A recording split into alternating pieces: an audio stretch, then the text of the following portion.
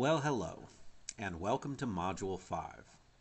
Our work this module is in fleshing out the picture we have of the American environment we conceive as existing in the age of realism. If we look at the canon of realist writers, we tend to get great representation of writers who are economically comfortable and ethnically European in background. Further, these middle-class, white authors tend to tell stories which also focus, similarly but probably unsurprisingly, on people who are also middle-class and white. Now, in Module 4, we got a touch of some visions of the U.S. as a place where class divisions made for different experiences of America. For me, this is a concern which features prominently and shifts away from realism towards American literary naturalism. So I'll ask you to keep that in mind until Module 6 when we turn to the writing of a close personal friend of Jacob Riis, Stephen Crane. In our second module, when we addressed regionalism, we also worked through suggestions about how both women and African American writers contributed their unique perspectives to the American writing scene in the 19th century.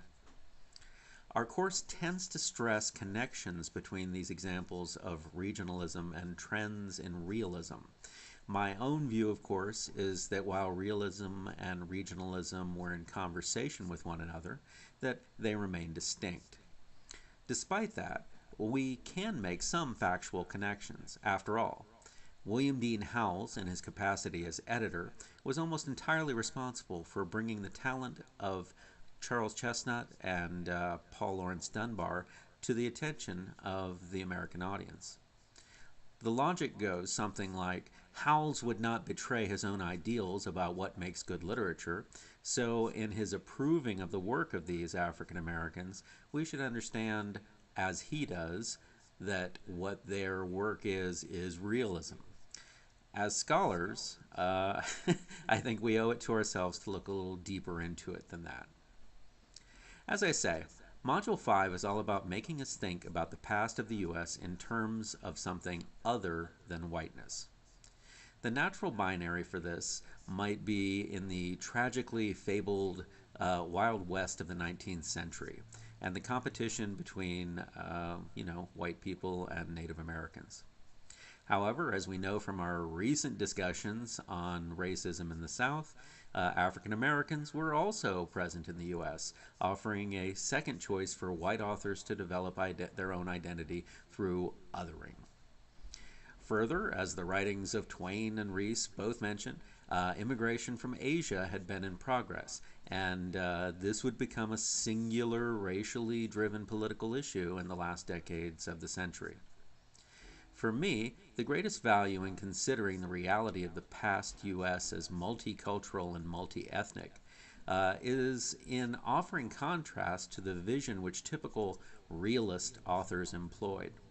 Again, if we use the fiction of Howells and Henry James as the gold standard for realism, then we understand that for them, what was, and when I'm talking about their fiction, not their criticism, that what for them was real actually shut out visions of diversity. Looking at work by authors speaking from other experiences helps us reconsider the priorities and values expressed in the work of the authors who dominated the genre. Now, turning to a nasty subject. This week, you'll be asked to submit a copy of your ongoing draft for this semester's research paper. My hope is that this news does not inspire panic in you because, of course, all along you've been devoting time and thought and effort into this project. However, I understand that of those, time might not have been entirely within your capacity to control. And so I suspect that there will be some last-minute work being done to complete this draft. At the beginning of the week, I'll post an announcement with an outline of my expectations for what my expectations are for what I would like you to show me in this draft. And I hope the scale of my expectations will alleviate at least some of your concerns. Also, as has been mentioned, Remember, this draft is a non-graded item.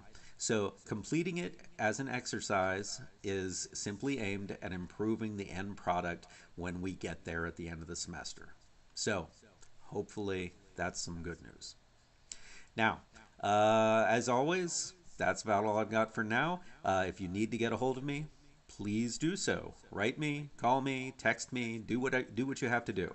And again, if it's about this draft, happy to talk about it. Happy to look at anything. Happy to interact in any way I can. That's why I'm here. Till next week.